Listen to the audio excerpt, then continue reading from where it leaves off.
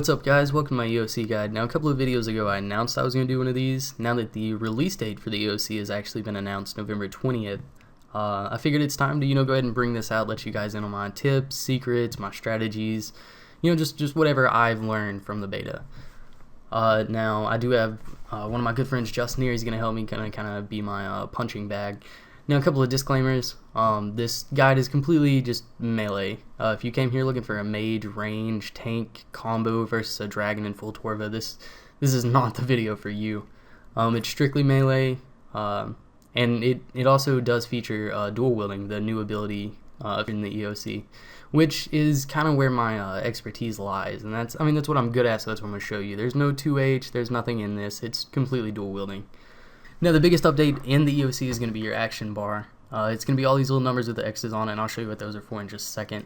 Right above it's going to be your adrenaline bar, which shows you, or is what you use to do your special abilities.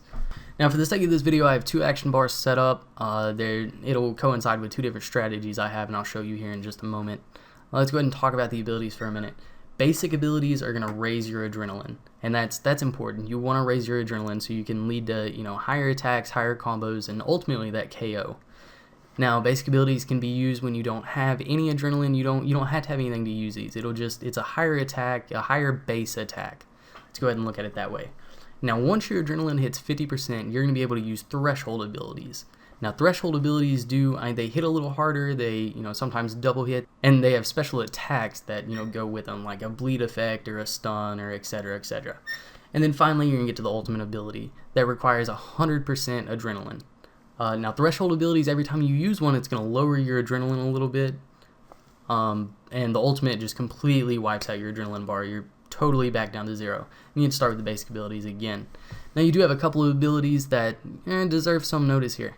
Now freedom is a basic ability that's gonna free you from any stun, and that's important especially in PvP because other people are going to be stunning you and taking advantage of that. So it's always good to have at least freedom here when you need to use it. When you're stunned, you're low HP, and you're about to die, you can go ahead and hit it and eat up. And then you can also drag food to your action bar, which is important, and it helps because you don't have to keep running back over to your inventory. And then of course with me, I have one final slot, and I usually use it for some kind of prayer, magic prayer or piety or anything like that. You can put anything you want there. That's your own personal spot. Now the rest of it, I do recommend you have it set up like I do. And again, I have two action bars set up here. I'll go over both of them. It's two totally different strategies. Now we'll go ahead and demonstrate all the abilities and kind of give you guys a feel of what they do. We're gonna go ahead and attack Justin. And we're going to use the keybinds. It's important you use keybinds and you don't just click. If you click, you're going to be a lot slower. Now we're going to start with the basic abilities. These do hit a little harder. So as you can see, sometimes they hit harder. See, there you go. That's a 1.6. Now you can use these, get all the way up to 50%. We'll go ahead and show you a threshold. This is a threshold ability. It's a little harder. It's got a special, kind of a special attack with it. Now we're going to get up and show you an ultimate. Hopefully he doesn't die before we get to that point. and as far as an ultimate, it doesn't take long to get there. The only thing, every time you eat, that's going to lower it. And then anytime you use a threshold, it's going to lower your adrenaline. But once you're at 100% adrenaline, and your opponent can see this, so they know when you're about to use an ultimate. So it's good. You need to have some kind of strategy to time it. Now when you do get them low HP, or just whenever you feel like using your ultimate, go ahead and hit it. It's going to be number 9 for me, and let's see what it does. Completely drains your adrenaline. Huge hits, 1.8, 1.5, 1.9, right back to back to back. That's what an ultimate's all about. You can get that KO. It's easy to do 4K damage at one point. Okay, and as I mentioned earlier, there are two methods to killing your opponent in the wild. The first one I'm going to refer to is going to be my action bar number 4. It's going to be the threshold combo. The goal of this is to get up to the point where you can use threshold abilities and then wear your opponent down, and finally either get the KO with the ultimate or just kill him with a threshold. Okay, now the biggest point about this, you want to get up to about 75% adrenaline, then start using your thresholds. You want to use basic abilities the entire time to keep your adrenaline going up, and then again when your opponent gets low HP, you can ultimate them or just threshold them down. Whatever ends up working for you. We're going to go ahead and attack Justin again and get up to these. Kind of demonstrate it a little bit for you. Now again, the basic abilities are gonna raise your adrenaline. That's really important. You want to use basics whenever you can. Whenever that cooldown is down and it's ready to use, you want to use it.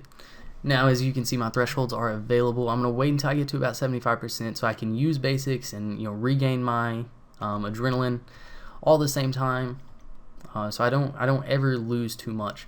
And as you can see, the thresholds anyway, they'll wear them down. They do more damage, and if you keep basic abilities in there at the same time, it's gonna wear them down, and it's gonna get the better of them eventually. Now there are a couple of thresholds I want to talk about that are gonna be very important to however you end up PKing. We're gonna go ahead and back off Justin here.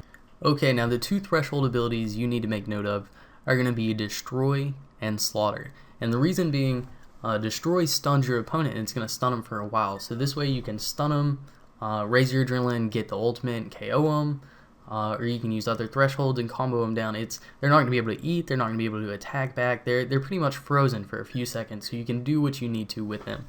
Now the other one's going to be Slaughter.